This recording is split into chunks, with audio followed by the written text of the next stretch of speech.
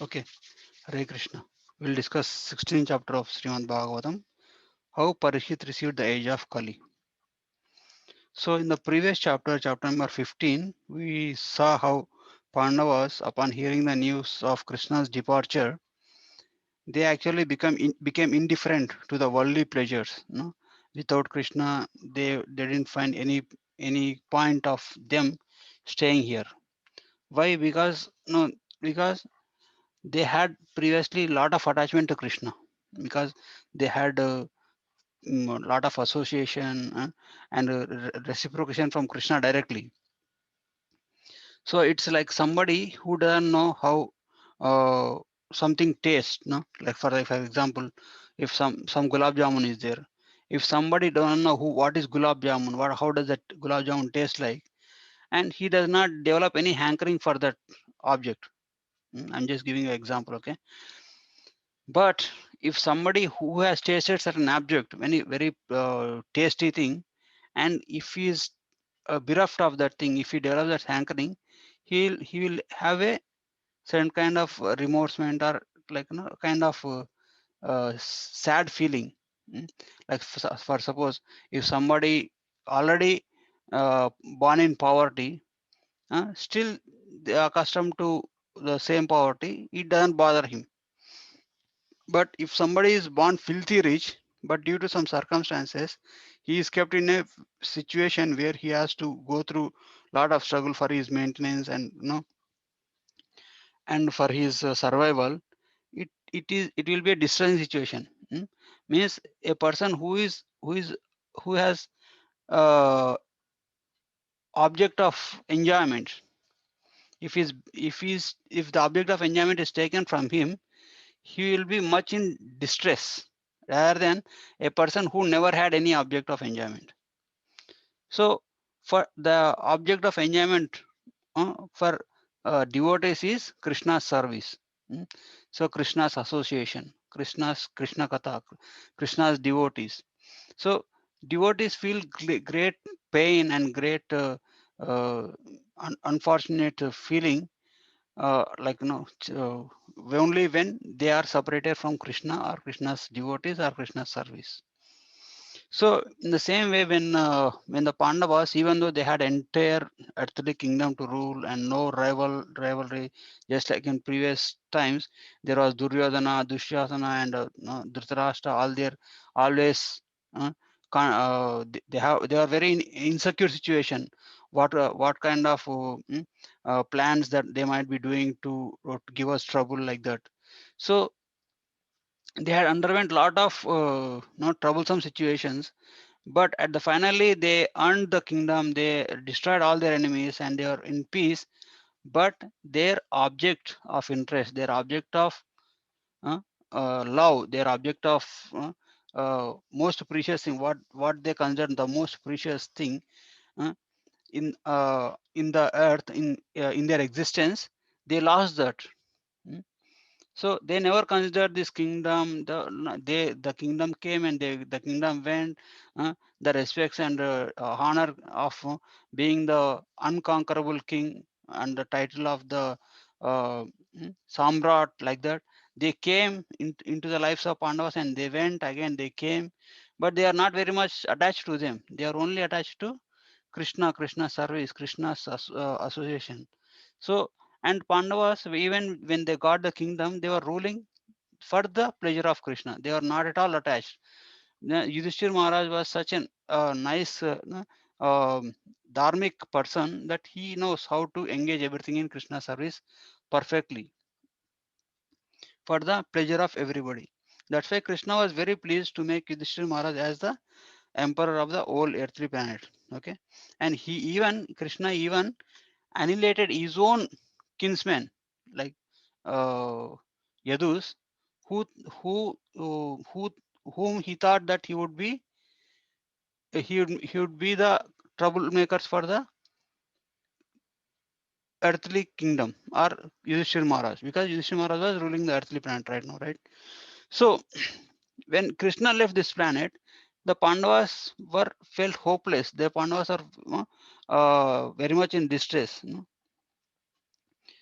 Shunyayetam Jagatsaram, right? Chaitanya Mahaprabhu says, like in separation from Krishna, the entire Jagat will become Shunya. There is no pleasure at all in this world.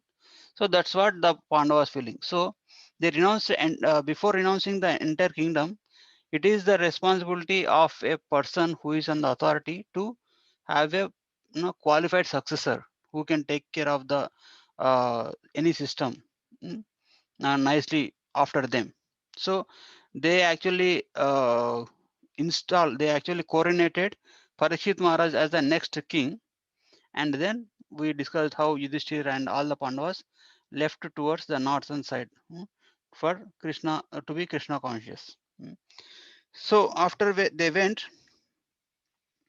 Maharaj Pariksit started ruling under the guidance of Brahmanas and with and gurus.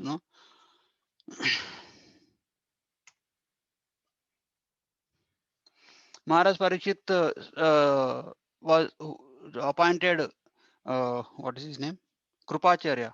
Who, like Krupacharya was the priest of Dhritarashtra.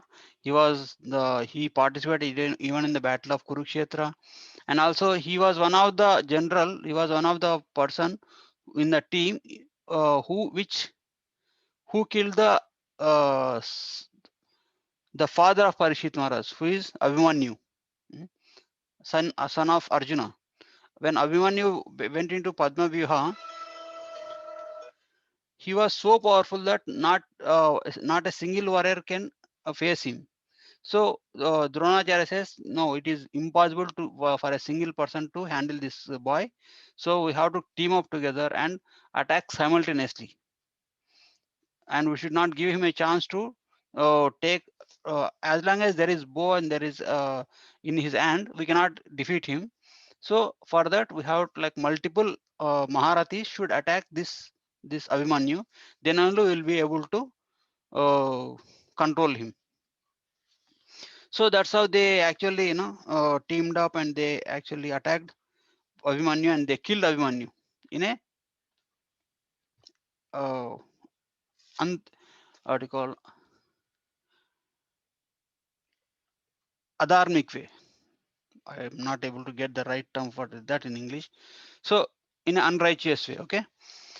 So and after the killing of Abhimanyu, because they took the path of adharma first, then only Krishna allowed all the annihilation of entire Kuru's warriors. Hmm. So from that point of time, like the war of Kurukshetra took a different turn after the killing of Abhimanyu. So before that, Arjuna and Krishna were fight like all the Pandavas and Kauravas, especially the Pandavas are fighting righteously. So even though Maharaj Parikshit knows that he is one of the warriors who actually who was instrumental in killing his father, but he has no envy towards him. And that represents the qualities of Maharaj Parikshit, how he respected the Brahminical culture. Mm. So he actually appointed Krupacharya his own guru, and he took advice from him. Actually, not only Parikshit Maharaj, even Yudhishthir Maharaj also appointed Krupacharya as his spiritual master, like is a advisor in his assembly. So that's why the first verse says, under the guidance of Brahmanas and with great qualified personalities, uh, he ruled the uh, kingdom. So Maharaj Parikshit, then he actually married the daughter of King Uttara. King Uttara is like his what do you call Uttara. Uttara is Uttara is the mother of Parikshit Maharaj, and King of Uttara is means he's actually from his mother's side. Uh, he married and then begot 4 children headed by Maharaj Janmeya. So actually here the Maharaj Janmejaya's name is mentioned. So Maharaj Janmejaya is also a very worthy person. He is a very great ruler also. That's why his name is occupied in the pages of Srimad Bhagavatam. So it is said that unless a person is on that level of Paramahamsa or greatly qualified, his name will not be mentioned in Srimad Bhagavatam. If anybody's name coming in Srimad Bhagavatam, means he is a exalted personality. So why it is mentioned? Because it is counted that there are about 3,000 kings and 30 incarnation of Lord that are mentioned in Srimad Bhagavatam. Among them, Krishna's incarnation is elaborated so much. Mm. And one more distinctive qualities of Srimad Bhagavatam is, if you take any other scriptures, if you take, like for suppose, take the pastimes of Rutrasura. Mm. If you take any other Purana, in the episode of Rutrasura and Indra's fight, Rutrasura will be the villain and Indra will be the hero in other Puranas. But in the case of Srimad Bhagavatam, Rutrasura is the hero and Indra is it's not a villain actually. He is not a hero also. So in the case of Narsingadev, in the other Puranas, Narsingadev is the hero. But in the case of Srimad Bhagavatam, Prahlad is the hero. So in that way, if you see like in Srimad Bhagavatam, the devotees are the hero, and more than even the uh, more than anybody. If more than their birth, more than their qualities, if they are devotees, if they are uh, like if suppose Rutrasura was a demon and Indra is a king of demigods, but still Rutrasura is highlighted here. If you take Prahlad Maharaj is a demon, and Narsingadev, even though Narsingadev appeared, not much elaboration it is not very much elaborated by about Narsingadev, but it is very elaborately described about the teachings of Prahlad Maharaj and the life of Prahlad Maharaj, and the pastimes of pastimes involving Prahlad Maharaj as main, because Srimad Bhagavatam is the history or the glories of devotees of Krishna more than Krishna himself. So Maharaj Janmeya also, he is one of the great kings. That's why his name was mentioned in Srimad Bhagavatam. So and Maharaj Pariksit got Maharaj Janmeya 4 sons headed by Maharaj Janmeya, and performed 3 horse sacrifices. Mm. So one may think like, what is the matter? Only 3 horse sacrifices. It is said in the scriptures that to perform one horse sacrifice, the preparation itself take 2 years of time, and the amount of wealth that is involved in performing one horse sacrifice will be as good as entire kingdom. The wealth in the kingdom will be spent over. So that is the what you call, that is the expenditure, that's what it takes to perform one horse sacrifice, Ashwamedha Yajna. So like that he performed 3 horse sacrifices, 3 Ashwamedha Yajnas, and uh, and also he chastised the Kali uh, dressed in the guise of a king.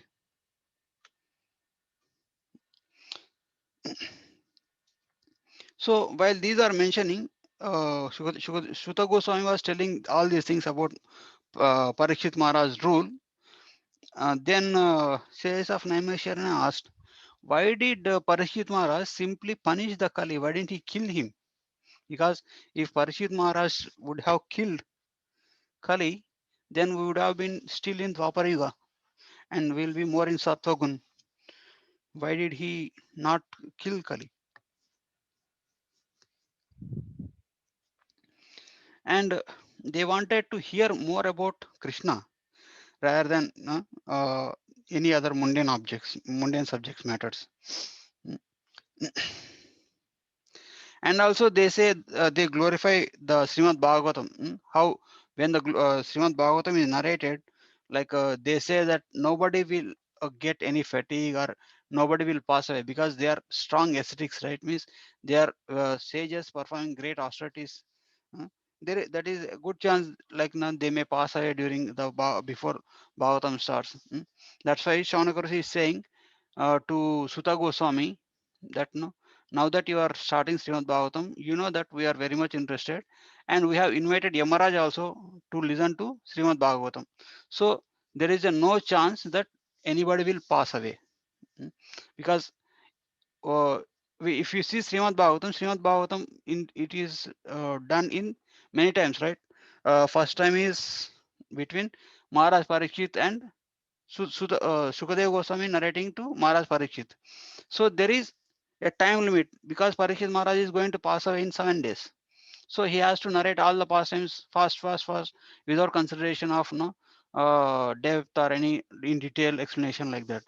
So but here, Sutta Goswami is assuring Shaunaka Rishi is assuring Sutta Goswami that we are all very much interested, and there is no time limit. We are not fatigued by by the Srimad narrations of Srimad Bhagavatam.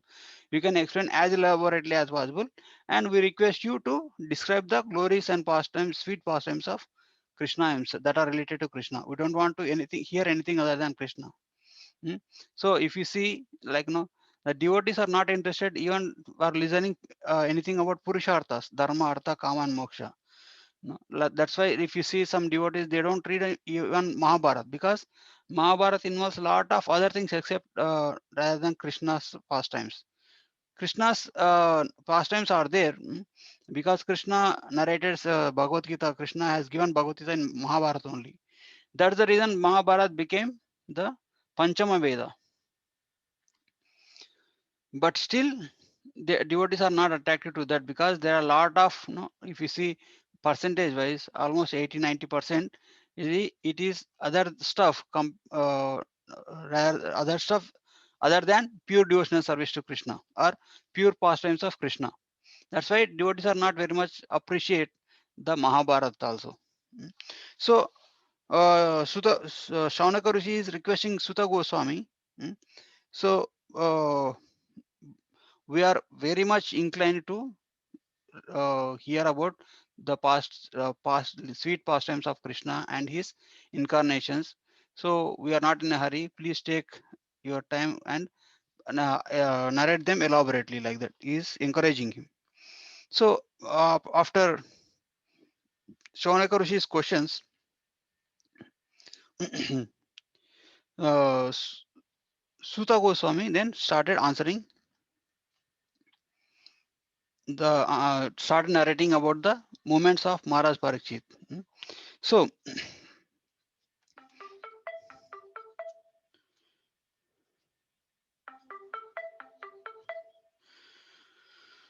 so um, So, like when Maharaj Pariksit started ruling the kingdom, he comes to know that Kali has entered into his state.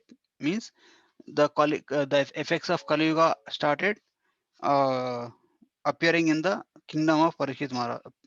Then, when he heard that, he immediately took bow and arrow and prepared himself to fight him off. So, like it's the nature of devotees should be always very cautious and very careful, no, like that's why when some preacher says, right, we have to identify the enemies of devotional service, no? Like we have to be very careful not to be in the wrong association because our senses, our mind are very tricky, and we cannot trust our senses and mind because they may get tempted any point of time. Mm. That's why it is said that the number one enemy of especially for brahmacharis is internet. So the internet is like as good as keeping a poisonous snake in your own pocket, thinking that it won't bite. So like like that, the devotee should be very careful of non-devotees association or no anything that poisons our mind or anything that brings negative vibrations other than Krishna conscious vibrations into our life. No, uh, like in the especially in Krishna conscious movement, we should be very careful enough to use and to limit our usage of the things in strict Krishna conscious aspect. That way, we will be, you know, like dovetailing all our activities in a right perspective for our improvement in our spiritual life. So, Parikshit Maharaj, because he was well trained by his fathers and well trained by his gurus uh, uh, and ministers, and he actually he responded the aspects of Kali very strongly. He immediately took the bow and arrow and he started to conquer the Kali. Okay, he started. He took all his troops and to find where the Kali is. Okay, so in his travel, he during his travel, like in search of Kali, he heard the glories of Pandavas, he heard the glories of Krishna, and wherever you go, anybody who comes to meet him, they used to glorify about Krishna. And he was very much pleased with them. He used to reward them very nicely, so that he used to give very good, it's a great importance to hearing about Krishna and the devotees who are Pandavas. Okay, so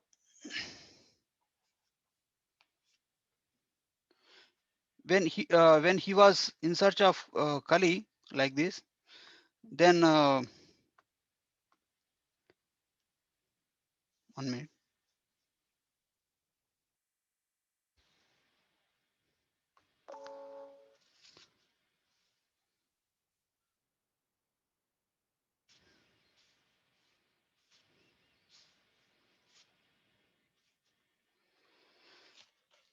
He mm, there is a situation where this Dharma bull, the bull Dharma takes the form of a bull, and she approaches the Mother Earth, who where like who takes the form of a cow. Okay, and Dharma bull approaches the cow, and Dharma bull is walking on one leg. In this picture, if you see, Dharma bull is like lying down, because it is very difficult to depict a cow walking on one leg. Mhm. So that's why this Dharma bull is like having only one leg, and it approaches the cow, who is the personification of earth. Earth takes the form of a cow, and Dharma sees earth is very distressed. Um, and he sees the earth lost all her body luster and had tears in the eyes. Then Dharma inquired from the earth as follows. Okay, so Dharma asked the earth, the cow, why are you lamenting? Mm. Like he puts forth many reasons. Are you lamenting for a distant friend, or are you lamenting seeing my state? I lost three of my legs. Dharma is at that point of time was only walking because it is advent of Kali Yuga, right? As soon as the Kali Yuga began, it said that among all the four pillars of Dharma are Satyam, Saucham, Daya, Satyam. Mm? Means cleanliness, austerity, truthfulness, and Satyam, Saucham, Daya means merciful nature. Okay, among those, only the truth, the leg of truthfulness is remaining in this age of Kali. So, Dharma questions: are you lamenting seeing my state, or yourself being or for being yourself exploited by unlawful meat eaters, or are you lamenting about the demigods? Because uh, previously in the previous ages, as per in Bhagavad Gita, Krishna says, right, you actually pay oblations to the demigods in sacrifice, and demigods being satisfied with your sacrifices, they will prosper even in all the aspects of life. So, and also if you see all this discussion between the Dharma and the cow, this discussion will be mostly like living in a very dharmic way, in a nice uh, varnashrama system. If everything is perfect, then everything that are mentioned by the Dharma should be satisfied. But here, unhappy women and children who are left by unscrupulous persons, like if we see this in America, especially in America, very well, like the men only gets the bigger the children from the woman, and then that person she leaves the that women and the child. And uh, and nowadays it is very unfortunate that even not only the men, even the women also, they don't want the children. Mm. Because it is the matter of survival, because they it is difficulty in survival. Okay. And uh, and the goddess of learning who is being handled by the sinful brahmanas. If you see in the previous ages, the system, like the varnashrama system, was so nice that education was given to the properly qualified persons, and who is a well-wisher of everybody, and like only when we are qualified in all the aspects, then only the education used to be given. But nowadays the education is given, all the education, all the information is available to everybody. If you go to internet and search for a while, you can get information about anything in this anywhere. Mm. Even like 5-year-old can have the access to the things that are not only meant for a older generation persons. Mm. Like no so we'll be seeing all these and incompatible situations. So that's why if when the right knowledge is given, is in the hands of wrong person, the usage will be like terrorism, or using it for theory, something like that. That's why now Prabhupada mentions the invention of atomic bombs. Mm. These atomic bombs are because everybody has to meet death, but for the purpose of their own security, the nations are inventing atomic bombs which causes mass destructions. Okay. So that is right knowledge used in a wrong for a wrong purpose. And also brahmanas who are serving the kings, disrespectful of brahmanical culture, because a brahmana is a person who has high intellectual power. Nowadays what is happening, the person who is having high intellectual powers, they are ending up in being an accountant or a software engineer or a lawyer, who is serving the wealthy persons, who doesn't have any respect for the brahmanical culture. So but unlike that, in the previous ages, brahmanas used to be very much independent. Means brahmanas should not brahmanas should be fearless. They should not be fearful about for their maintenance. They should not depend on anybody. That's how then only they can actually to eh, preach to the communities, preach to other varnas. Mm. And so that the right consciousness is maintained in the society. But nowadays the people in general, they don't have the tendency to hear, and the brahmanas, they have very much dependency on the the persons who are unrighteous, or who are not respectful towards the brahmanas.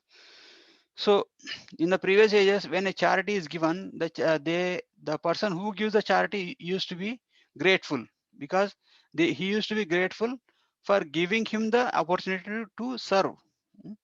But in this age, a person, like even though he is a qualified brahmana, he has to be grateful. He has to be very much careful with the person who gives the charity. So due to that, the brahmanas cannot actually uh, preach the philosophy of life, or philosophy of Krishna conscious as it is. We have they will be they will take to the very subordinate position, or they will they will they may have to compromise in their preaching level. Mm. So this is okay, because that's how, like nowadays this preaching has to have continue. Otherwise nobody will even care about coming into Krishna conscious. They will just spend their life in waste of time. And the brahmanas also, they used to have very high standards. Okay. uh,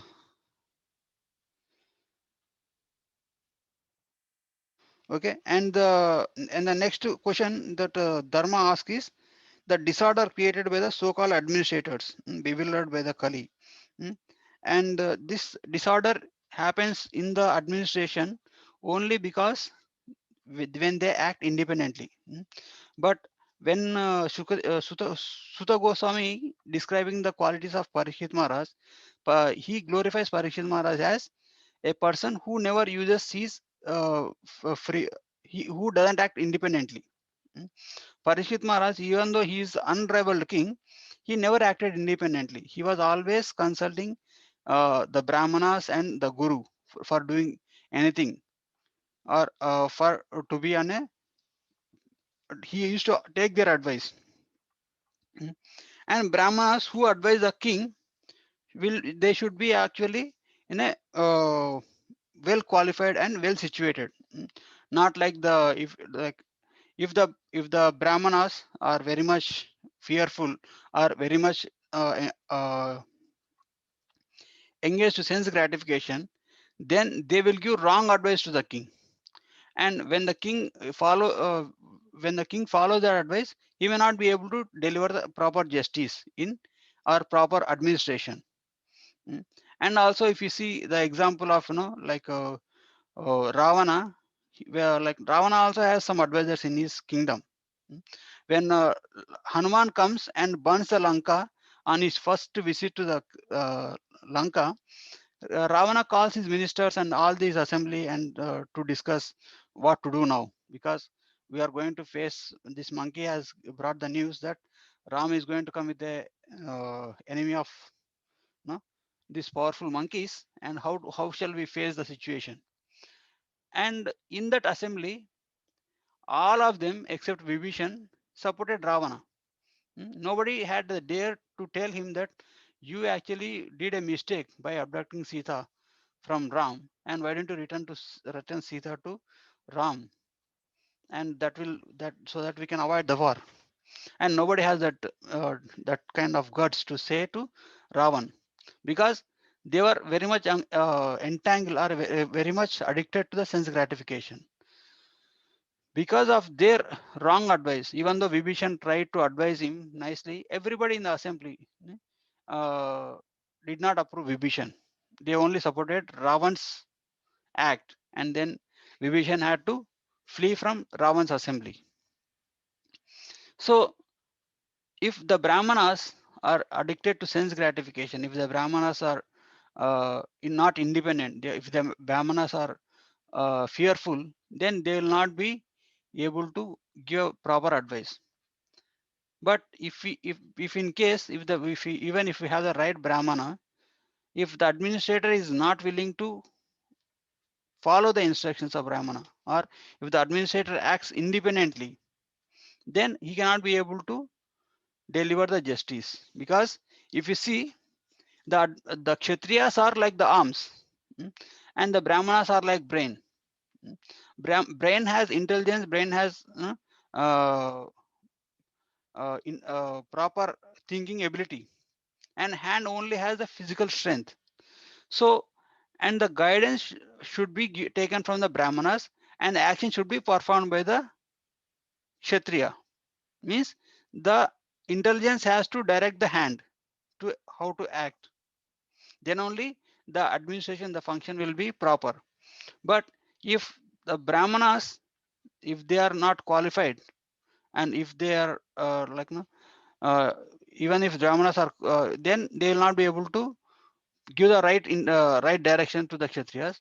But if the Kshatriyas are not willing to the even the rightful Brahmanas, even the qualified Brahmanas, or qualified advisors, or or spiritual masters, then there will be no coordination between the intelligent persons and the powerful persons. So in the varnashram system, it is advised that nobody should act independently. That's why in all the ashrams, brahmachari, grihastha, vanaprastha, sannyasa, in the brahmachari ashram, brahmacharis will be strictly under the protection and the guidance, and the brahmacharis should always be surrendered to guru, and they should not act independently. And grihastha ashram, the grihasthas will be under the guidance of the guru. The man in the family will be under the guidance of a spiritual master, and all the members of the family, wives, children, everybody will be subordinate to that person who is who is properly qualified, who is properly trained under the guidance of a bona fide spiritual master. And that is Grihastha style. And in the Vanaprasthas are properly maintained by the qualified Grihastha. And Sannyasi is, he is fearless. He travels and preaches the Krishna conscious philosophy all over the world, and he will be properly maintained by the qualified Grihasthas. So everything will be under the direction of a bona fide spiritual master. That's how the society used to be well established and well administered.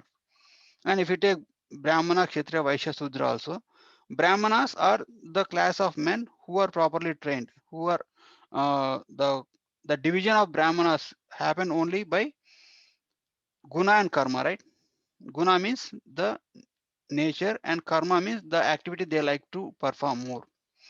So based on what type of behavior they have, what type of nature they have, and based on what type of actions they perform, they will be classified as Brahmanas, and these Brahmanas will be given the position of the advisors or the spiritual masters.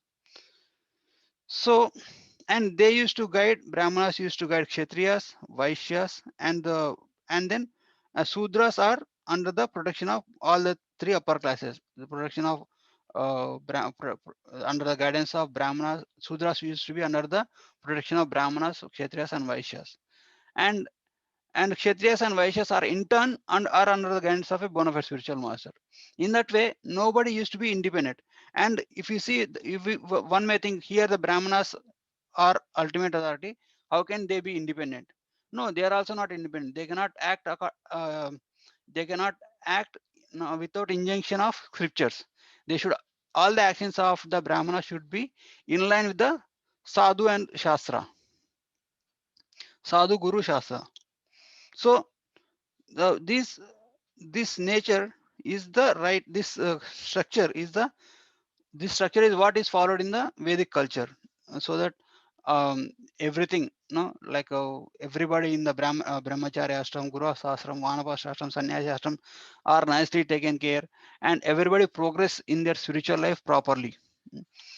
If we neglect this structure, and if we just engage, like everybody is on their themselves, everybody has independence, even a brahmachari has independence, even a person, even a grahastha, everybody is independent, then there is no what do you call, no no proper direction for that system.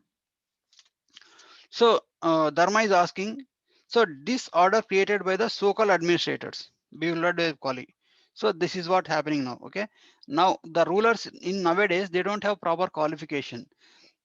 They are not appointed by the uh, bona fide gurus, but they are only elected by the Sudras who don't have right direction, because administrators have no direction at all in ruling. Administrators have no prior qualification, and the persons who elect them, they don't have how to see the qualities in a ruler. They are not trained properly.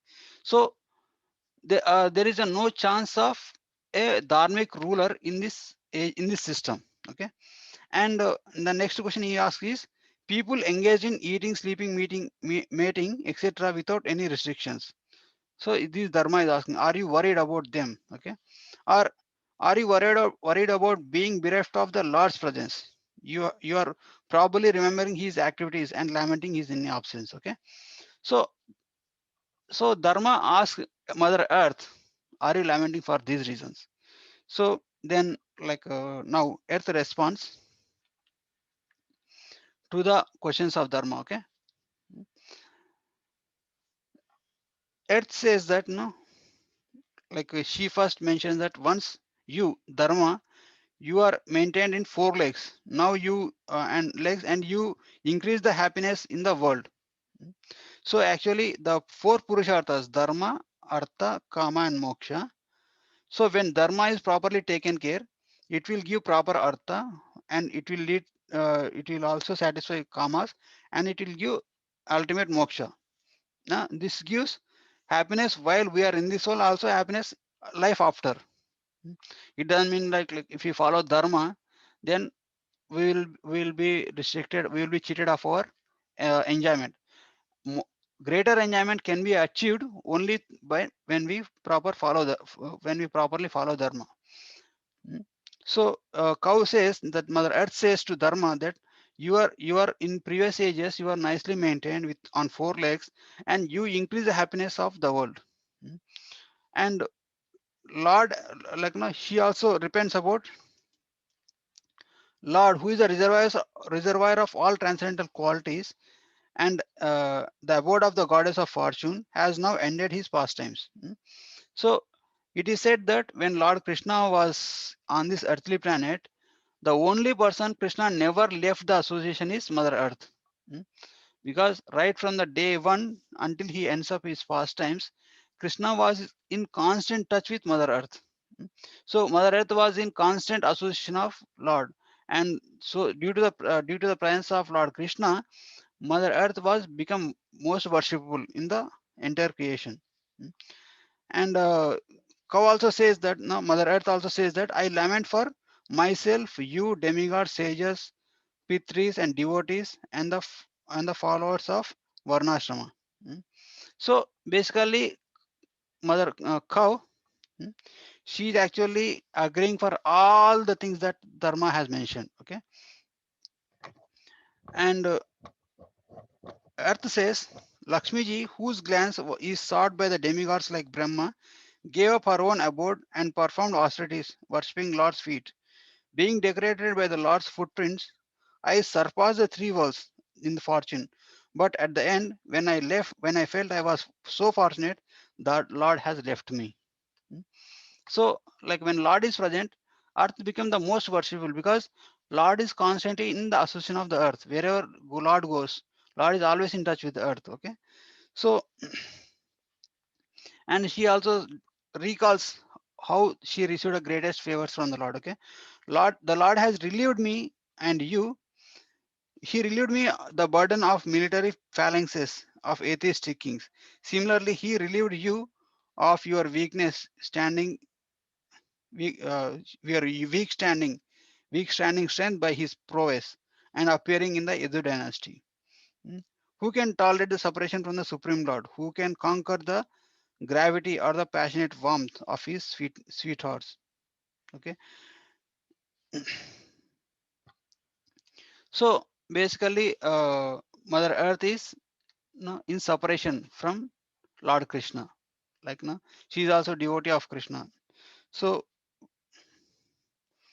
while during this conversation between the dharma and the earth, dharma in the form of bull and the cow in the form of cow, the earth in the form of a cow is happening. mm, Maharaj Pariksit has reaches the shore of Saraswati river. So this conversation between the dharma and the dharani is happening in the shore of the Saraswati river. So in the next chapter, there is a nice conversation between the dharma and the Pariksit Maharaj, and how Pariksit Maharaj deals with the age of Kali. So if you that is the end of this overview of this chapter. If you have any questions or comments, we can discuss. Or if you would like to have elaborate on any of the points, I would like to do that.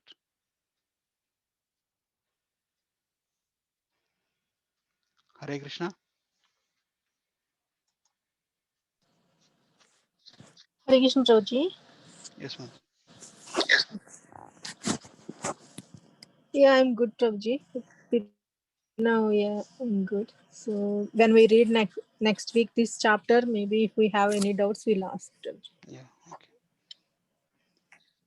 Prabhuji, in the second text, they're mentioning King Pariksit married the daughter of King Uttara. Okay, sorry, Prabhu. Okay. So Uttara is now Uttara is his mother only, right? Right? Abhimanyu and Uttara. Yes, Prabhuji, that's what I thought, but it is But saying that. Uttara, King Uttara means he is the brother of Uttara, the Okay. like his mama. Yes. Okay. So he married in that family only, and he begot 4 children. Yeah. First one is Janamejaya. Okay.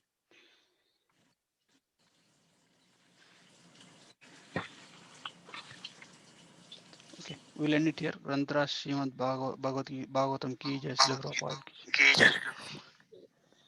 Thank you so much for